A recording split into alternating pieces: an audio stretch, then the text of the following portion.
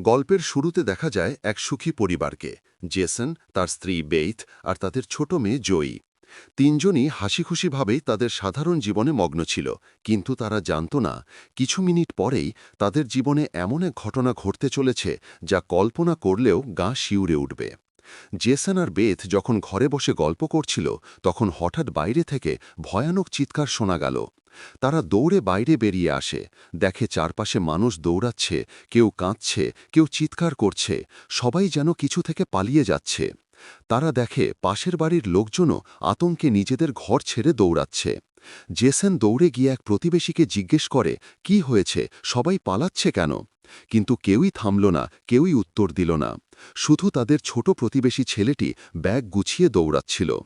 Jason ওকে থামিয়ে জিজ্ঞেস করল, তুমি কোথায় যাচ্ছ? ছেলেটি কাপা গলায় বলল, আমার বাবার এক বন্ধু সরকারে কাজ করে। তিনি বলেছেন এক ভয়ানক ভাইরাস ছড়িয়ে পড়েছে, যে ভাইরাস মানুষকে দানবে পরিণত করে ফেলে। এই বলেই তার মা এসে ছেলেটিকে টেনে নিয়ে গেল। তাড়াহুড়ো করে শুধু একটাই কথা বলল, তুমি তোমার স্ত্রী আর মেয়েকে নিয়ে এই শহর থেকে এখনই চলে যাও, যতদূর পারো। জেসন ও বেইথ আতঙ্কে পড়ে গেল। এক মুহূর্ত দেরি না করে জেসন গাড়িতে চেপে বসল পরিবারকে নিয়ে। তারা শহর ছাড়ার চেষ্টা করল, কিন্তু মাঝপথে দেখে যারা আগে পালাচ্ছিল তারা আবার শহরের দিকে ফিরে যাচ্ছে। এ যেন আরও রহস্যময়। তারা একটু পরেই ভয়ানক ট্রাফিকে আটকে গেল। পুলিশ রাস্তাটা বন্ধ করে দিয়েছে। আকাশে হেলিকপ্টার ঘুরছে, মাইকে ঘোষণা, শহরে মারাত্মক ভাইরাস ছড়িয়েছে, সবাই ঘরে ফিরে যান। জেসন হতভম্ব হয়ে গেল। যখন ভাইরাস শহরে ছড়িয়েছে, তখন মানুষকে শহরে ফেরানো হচ্ছে কেন? এই ভাবনার মধ্যেই পাহাড় থেকে এক বিশাল পাথর গিয়ে পড়ল তাদের গাড়ির ওপর। পুরো পাহাড় কেঁপে উঠল। পাহাড়ের পেছন থেকে দুইটা ফাইটার জেট বেরিয়ে এলো আর সোজা শহরের দিকে উড়ে গেল। সেখানে তারা একের পর এক বোমা ফেলতে শুরু করল।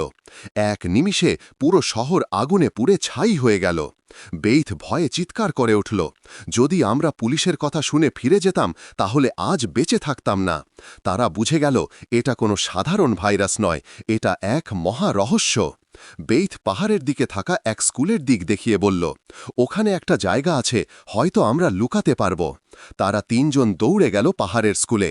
সৌভাগ্যক্রমে সেখানে একটা পুরনো টানেল, মানে এক বাংকার খুঁজে পেল।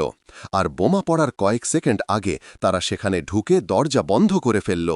বিস্ফোরণের শব্দে পুরো পাহাড় কেঁপে উঠল, কিন্তু তারা তিনজন বেঁচে গেল। এখন তাদের জন্য শুরু হলো নতুন লড়াই, জীবনের আর এক অনন্ত অন্ধকারের মধ্যে বেঁচে থাকার লড়াই।